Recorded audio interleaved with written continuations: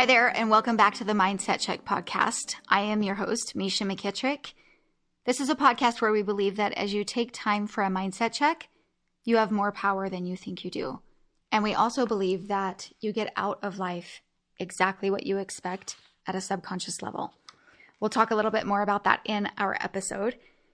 For now, I just want to say, how are you? Yay, I'm so glad to be back with you. I love how much of a space this podcast creates for transformation. Transformation as we walk through this together and we really take a look at our mindsets and we really take a look at what is going on inside of there and we decide if we want it there or not. Just by kind of like diving into these stories. So for the first season, if you're new to the podcast, we're reading through my journal that I kept when I was 15 and pregnant. And I know that sounds a pretty crazy and harebrained idea, but it was something that I really felt impressed to do. I really felt that walking through and holding space for the 15-year-old was something that could allow me to be in a very vulnerable and authentic state, and also to allow both of us together to sort of walk through life with this 15-year-old girl. And as we are sort of holding space for her, we're also holding space for ourselves. We're also learning about our life, even though it's not the same as her life. But we get to, walk away and have a lot of takeaways because of what is presented in her life. So, I just love the purpose behind it. And I love all of you for really walking on this journey with me. Thank you so much. And thank you so much for the feedback. And you guys are awesome. One thing that I really believe is that if you continue to hang out here in this space, we are going to continue to learn more and more, little by little, things about our brain, things about the science behind our brain, and how we can affect what is going on in our life because of knowing those things. I'm excited to get started with today's episode, but before we do, I just want to thank our sponsor, Vertellis. Vertellis is a company that creates powerful products to increase togetherness and self-reflection and to allow for special moments offline. They have products to inspire people around the world to make space for gratitude and to spark sincere conversations with the people that they care about. Vertellis is a company that our family has loved for a long time. I love the conversation starter games that you can play just really sitting around with family, friends at dinner or parties, interactions that it creates conversations that are really amazing. I'm really excited because for Christmas we just got the journals that Vertellis makes, and it's not just an empty notebook. It's guided, and they have it also according to ages. So my older kids and my husband and I, we got the chapters that were more appropriate for adults. And then my youngest got one that was really appropriate for kids. And it's a mindfulness journal. And it really helps them live happier and more consciously. We really want to say thank you to Vertellis for being the kind of company that they are, for really encouraging people to have a healthy relationship with themselves and with others in their lives, and for sponsoring this episode. To get your own games and journals from Vertellis, you can go to Vertellis.com. I'll also put a link in the show notes, and you can use the code MESHA, that's MESHA, MESHA20 for 20% off. Now let's dive into the episode. The people that you need to know in this episode are Jesse, who is my husband at the time that I'm writing the journal. Taylor is my little girl. She's 4 weeks old in the time of this episode. And I have 2 brother-in-laws that are talked a tiny bit about in this episode. One is named Paul. He's married to Jesse's sister, and they live in the same town as us. And another one is named Derek, and they live about 4 hours away from us, and he's also married to Jesse's sister.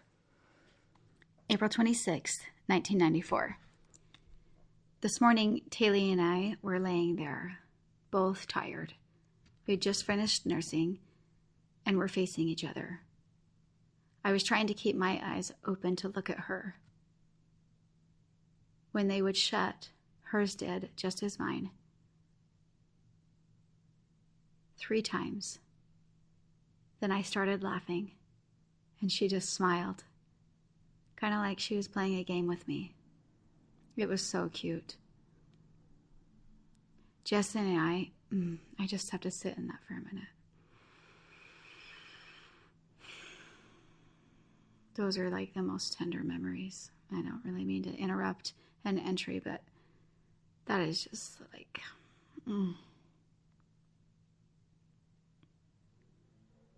Those are the moments. Those are the most important moments. Okay. Jesse and I aren't getting along so well. I wish I could be his body for a day just to know what he thinks and feels. I wish he would tell me everything right down to what he fears. I want to know him inside and out. Our beautiful Taylor will be 4 weeks, Thursday. And she is getting blessed Sunday. We're having a big dinner, barbecue after. My dad's giving the blessing. So the blessing is in our church. That's what we do. We bless babies when they first come to us. Some religions baptize their babies right when they come. We bless our babies right when they come. Oh, so good. That memory of just looking into her eyes and her kind of closing our eyes at the same time, and then being so tired, but also thinking it's so cute and funny, and just transporting back to those feelings. So good. Let's read April 29th, 1994. My tummy is still numb. I wonder if it will stay that way for the rest of my life. Oh well, she was worth it. I just want to hug her and squeeze her and kiss her all over. Taylor Dawn. She's changed everything about me, my attitude, and the way I think and look at things. She made me, I think, more tender all the way through my body. I hope I can make the right decisions to be a good mom. I want her to be able to come to me with even the worst things, her worst problems. I want so much for her to have the best of everything, but all I can do is my best. Paul's kids came home last night, and they left for Lake Mead this morning. Jesse's mom and Walter came today. Safe trip and everything.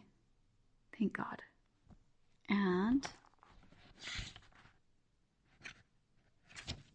let's read May 1st, 1994. Today got pretty hectic for a while and then calmed down. We blessed Taylor today. Jesse's mom shared her testimony, and we both cried. I kind of regret not getting up there, but I hadn't done it since I was about 8. We had a big dinner, and a lot of people were there in this little apartment, but it was fun. My friends came, and I got all sad because I missed them. Maybe it would make it better if I had close friends here. Taylor threw up all over Derek last night, and he still held her afterwards. Well, it proves he's a good uncle. Taylor's doing fine. She was 4 weeks old last Thursday. I'm just so glad she was born healthy and that there's nothing wrong with her. I have so many blessings, but I'm so thankful for that one because I love her so much. It's pretty obvious how completely in love I was with this little girl, how she changed me, and I had so much devotion towards her, and I counted her as such a blessing. It's funny because I talk about missing out on my friends, and that's a real thing because I was a teenager, right? There's this poem about this person who's standing in line waiting to congratulate a bride and a groom. And as she's standing there, she's contemplating all of the things that she sort of wishes that she could tell the bride, of like what's coming for her in being married, being married and having a family, and kind of the steps that she's she's thinking that this bride would take. And she ponders for a moment and kind of laughs to herself about this peanut butter sandwich that was upside down on the floor today that she had cleaned up. You know, all the messes and all of the things that she has to deal with. And she's like, should I tell her about that? And then almost in a flash, her mind says no, because I can't describe to her the tenderness and the sweetness. And she goes through a list of things. And I thought about that when I'm talking about missing out on my friends and yet having that really tender moment when I was nursing Taylor in that first entry, that literally, like, as I paused after I read that, and I was just going to keep reading, and I couldn't, because soaking that in and having that memory of both of us just smiling at each other and then our eyes fading, closing, and then kind of opening again and smiling at each other, and, you know, doing that 3 times, and then kind of having a little laugh with each other when she was even just so tiny, that ignited in me just so much of that tender memory. And just reminded me of that fire, of that devotion, of what a parent would do for a child. And I think it's so interesting when we experience life pivots, you know, because maybe you didn't experience this same life pivot, right, of having a child in an unexpected time in your life. And maybe you did, but most of us, as we go through our life, we experience something where our life pivots from something we thought it was going to be into something else, right? And sometimes for worse or for better. And for example, like this circumstance is both, but ultimately it was my decision to decide that that was more important. And I just really love to sit in and relish how much feeling that was for me. So I don't know if you have a family, and maybe you have, you know, parents or siblings, or maybe you have kids, just thinking about your devotion to them in life. And maybe you have given a lot up for them. I think it just makes you love them even more. When I talk about her blessing day and I talk about bearing my testimony in church, that is something that, as part of our congregation style, we on one Sunday a month can get up and just kind of share our faith experiences that have led us to our belief. And that's kind of what a testimony is, in sharing that.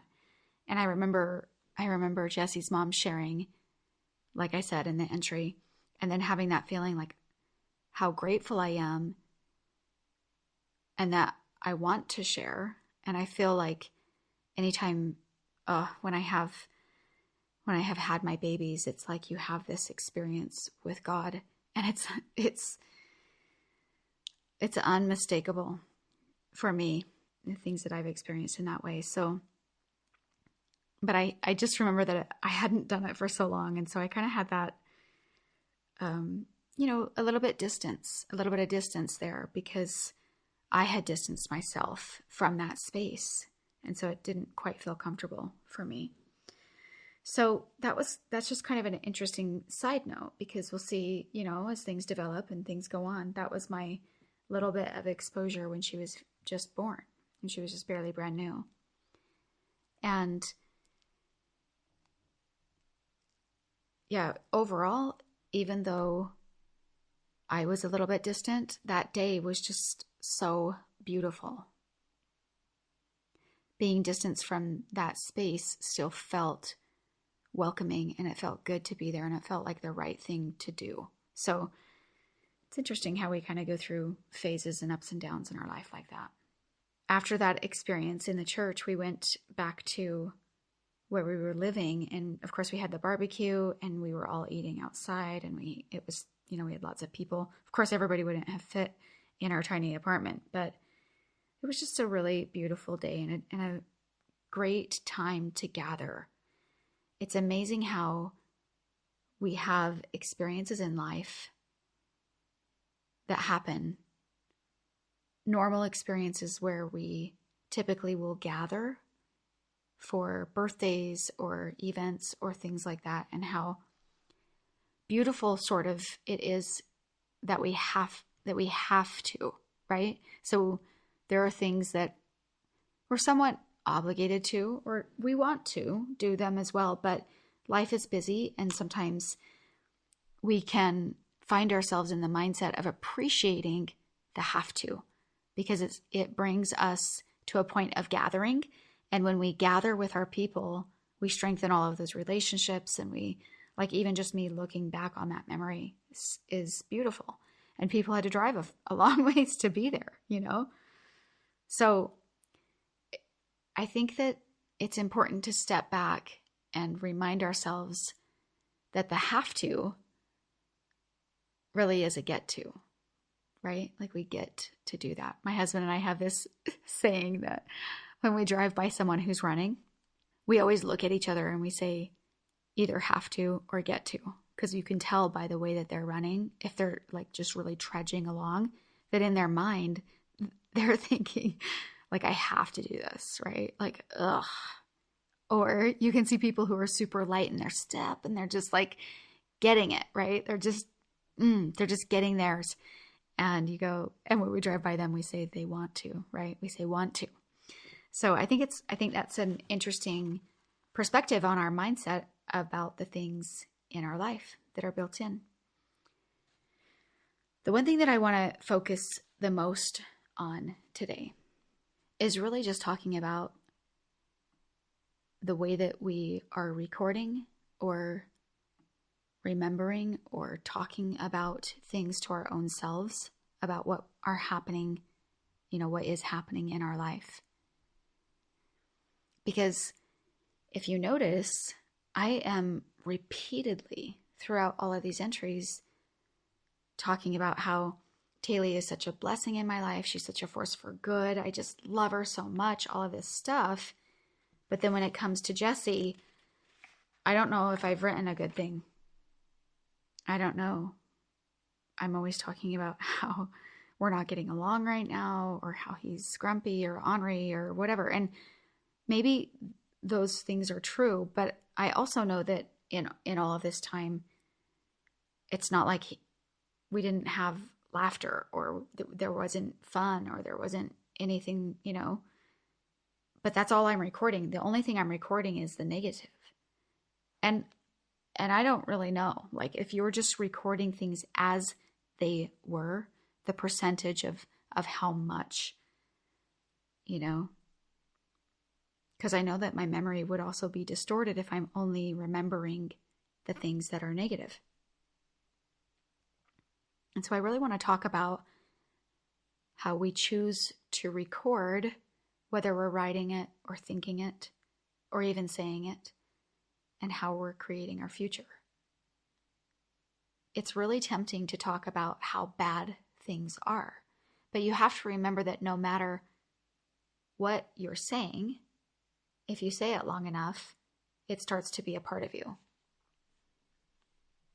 And so one of the things I really love thinking about is, what is going on upstairs? That's what I like to call our mind, right? What's going on upstairs?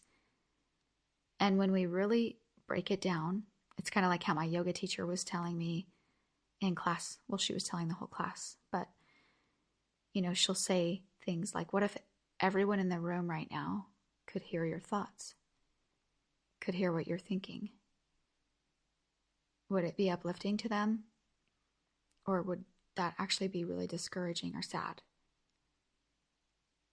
And then, exploring the question, would you talk to your friends the way you talk to yourself?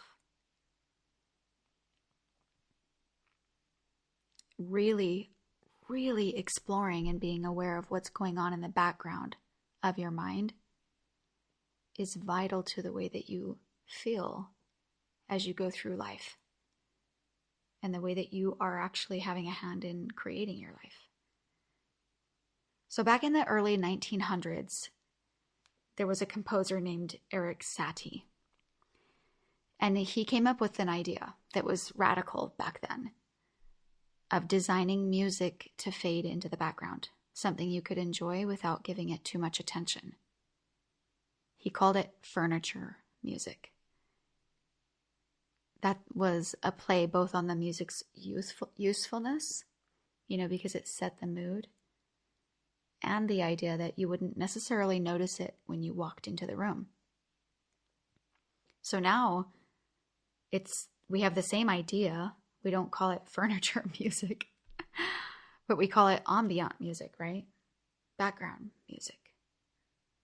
So the idea is the same, just as prevalent.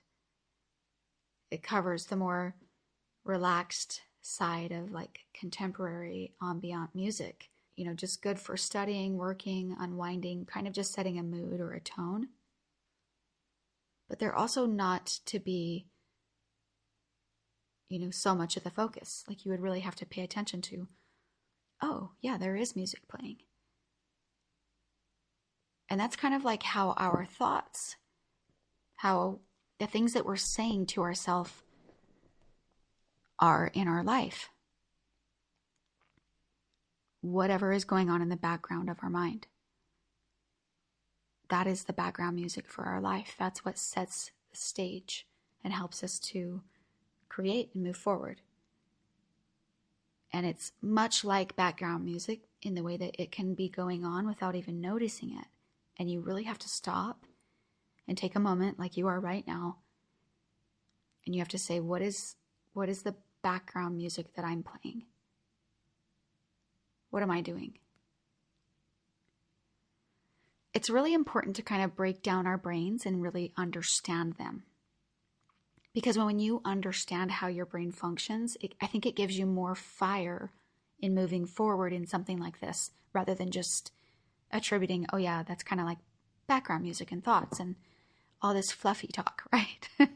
For me, when I actually talk about the science, it helps me understand and break it down more and put a little bit more importance on what it is that we're actually trying to achieve, right? Proof that XYZ equals whatever, right?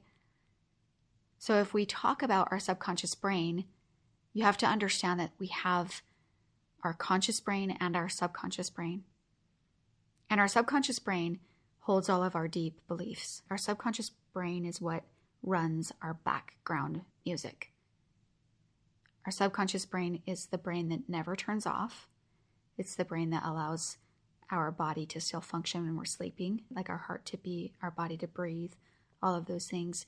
It's the brain that facilitates kind of our automatic ways of being, like our habits, the things that we can do and function in very easily in life, the ways that we sort of automatically process thought. That all happens inside of our subconscious brain. Now we can influence it with our conscious brain. And that's really important to understand, because as I'm sitting here talking to you about what's going on in the background, it's not like everybody was just sent here and they have a certain program and then that's your background music for the rest of your life, no matter what. You can change that music. You can change what that music sounds like if you desire to. If you pay enough attention and you have enough conscious awareness to be able to do so. So, for example, I'm writing in my journal and I'm writing all the bad. Maybe I at least write down all the good if I'm going to record so much bad. There's a positive negative ratio in our life. It's kind of like you have 5 positive interactions to every 1 negative, and that's kind of considered a good balance. And that's interactions or thoughts. So that's kind of a good balance or a good ratio to kind of keep you in positivity. And if we can keep that balance, in other words, we have control over it Maybe the negative thing that comes up, we don't have control over it, or maybe we do, but let's pretend we don't. And then we have to go make up for it and have these 5 other beautiful things that happen in our life that are equal to the negative thing to help balance that out. It's the same way with like our self-talk and what's happening inside of there with what we say to ourselves or what we write down or even what we are saying out loud. But most of us are totally unaware. This is a quote by Neville Goddard. Most of us are totally unaware that our inner conversations are the causes of the circumstances of our life. Okay, in other words, the reason your world is the way that it is because that's the way you think that's the way the world is. Does that make sense? Your world is a certain way because you think it's a certain way. So that we have the challenge to talk about life, not necessarily as it is, but as we want it to be. We have the power by going ahead and taking a look at our mind and saying, you know what? Maybe there's a certain way of being. Maybe there's something that I write down or something that I think often. And I want to change that. I want the background music of my life to be more positive. Or I want to feel more happiness. It's just changing that ratio. It's not lying to yourself, okay? There's a big fat difference. Because it's fine to speak reality. But it's kind of like this journal.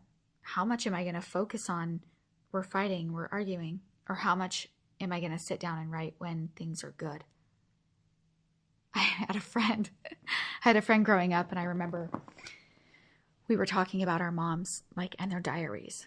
And we were young, I don't know, maybe 10, 12.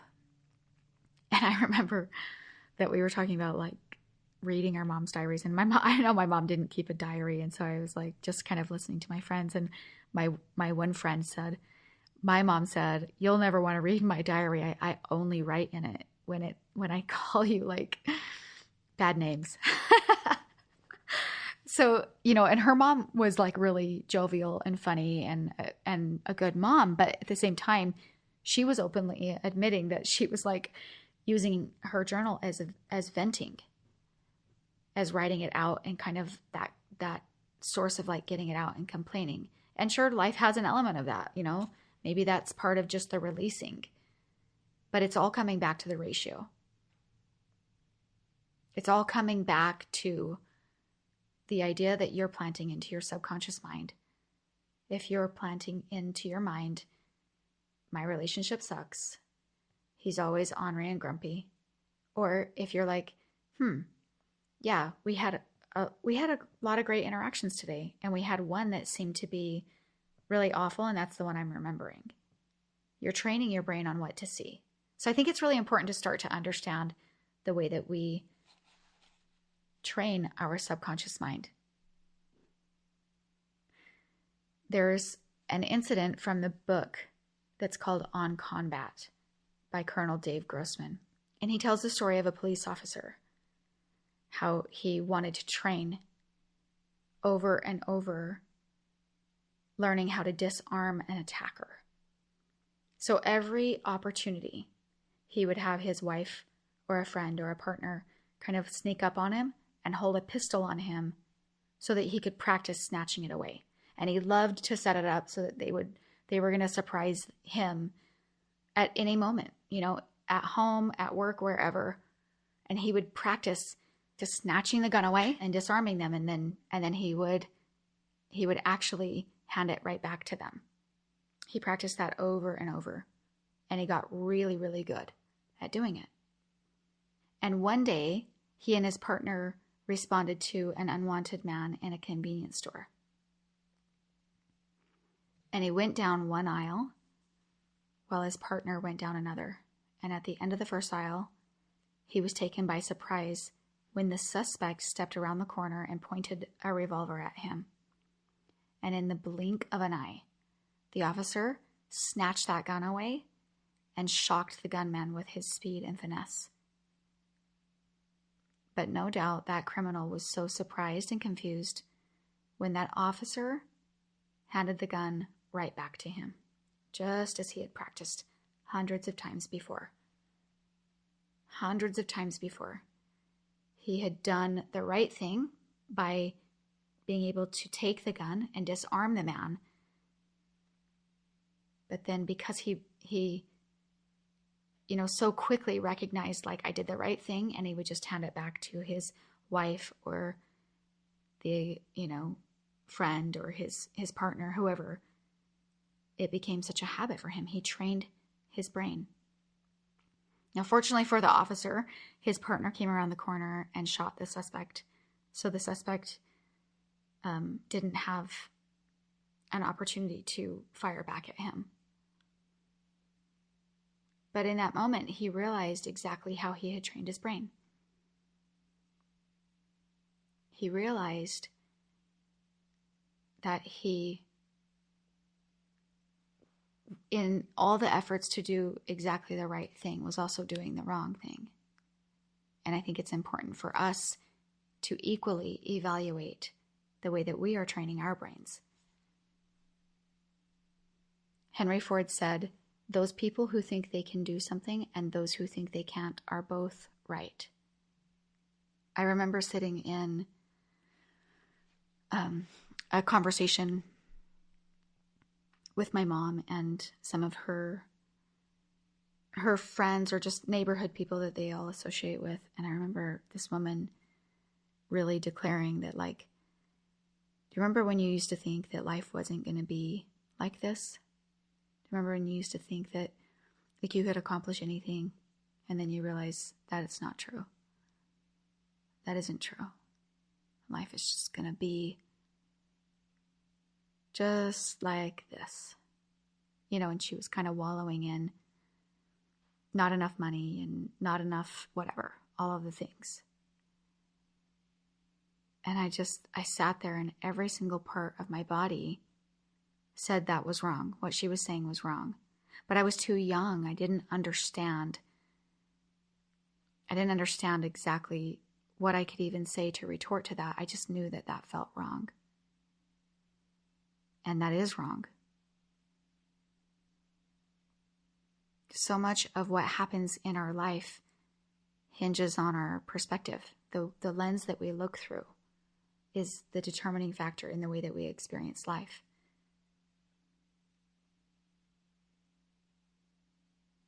Whatever you believe, whatever you're planting into your subconscious mind, whatever you're consistently recording or looking for, because trust me, I know that no matter how bad your life is, because we're just getting started on this journey of mine. And I've been through enough. I don't claim to have been through more than anybody else, because I know there's so many people out there in this world who've experienced worse things, right? But I'm very aware that even in the hard and in the bitter, you can also find beauty. So you get to choose the thoughts. I love this quote. It says, "It's not what you broadcast to everyone else that determines the trajectory of your life.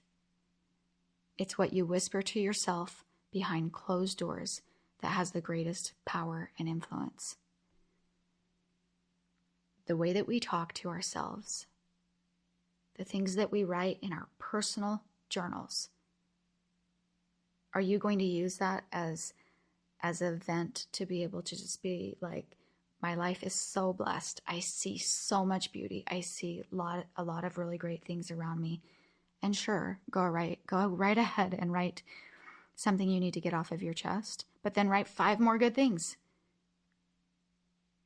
Choose what part of your brain you want to train. You can train it to see different things. And the thing that's so amazing about your subconscious brain is it will continue to bring proof into your life of its deep-seated beliefs. This is really important. This is why affirmations are so important. We're not going to get into affirmations today. We're going to talk about that in a future episode. But it's really important to understand that you're not a problem. You're not creating problems. Your life is not full of issues because you have issues. It's the opposite that we have to really embrace and understand. That you have all the power in the world to create what you want in life. All the power in the world. And again, that just depends on where our focus is. Remember, instead of focusing so much on how life is, focus on and talk about it as you want it to be. Because there is an element of tricking your subconscious brain so that you can bring into existence the most amazing, beautiful life that maybe you thought previous to learning this wasn't possible. So really, I'm really encouraging you just to take a look back at the background music of your life. Really look through the things that you're fiercely acknowledging as blessings and the things that you are also fiercely detesting. And number one, really look at the reality of it. Because like my friend whose mom recorded all the bad in her journal and used it as a place to vent, that wasn't the whole truth, right? But that's what she was bringing more and more into existence. Just remember the ratio. It's okay to have a little bit of thoughts that you need to kind of like look at, like, really like express, let go, but do your very best to focus on the positive, the good, the things that you would want to put on repeat in your life. And with that, my friends, I hope that you recognize and remember that you really do have more power than you think you do. All right, so I have something really exciting to tell you about. I started a Facebook group called Mindset Check Podcast. And the reason why it's awesome is because we get to create a community. In one of our past episodes, I was talking about how important it is to bring yourself into choosing feelings by using a list of things. And one of those things was group membership, because group membership provides purpose in our life, and it also helps us work through some of the challenges and the hard and the things that are going on. And it also gives us an opportunity to support others. So as I was doing that, I thought, oh my gosh, we need to have a place where Mindset Check listeners can be able to communicate and interact with each other, and to be able to share their wins in life so that we can be excited for each other, and to maybe ask questions that pertain to maybe some of the things that we go over here. You could also share some insights or breakthroughs or anything that has helped you move through your day because of what we talk about on the podcast. And I will also be posting questions, conversations, videos, different things to allow interaction and to allow you to think. Motivational things and all kinds of fun live. We're going to do some lives on there with some guests. I've been guesting a lot on other people's podcasts, and I would love to invite them into that space to do lives where you guys could ask questions, and it will just be a really fun space. So head over to the Mindset Check podcast with my friend Misha on Facebook and ask to be a member. We ask just a couple of simple questions to get into the group, just saying that you promise to be kind and loving and supportive and all of those great things so that we can create a safe place for all of our people. But yeah, go check it out. We'd love to have you join. It's still super baby and we're getting it kind of going, and we'd love to have you there. Also, if you have any thoughts that you would like to email me, you can send them to hello@myfriendmisha.com. And you can also find me on Instagram at myfriendmisha. Also, please remember that this podcast can grow with your help. If you think it's helpful and you're thinking of someone in your life that could also use this information, then I would love it if you share. And don't forget to subscribe and leave us a review. And hey, thank you so much for letting me walk through a small part of your journey with you today. Remember that as you take time for a mindset check, you will find you have more power than you think you do. Until next time, my friend.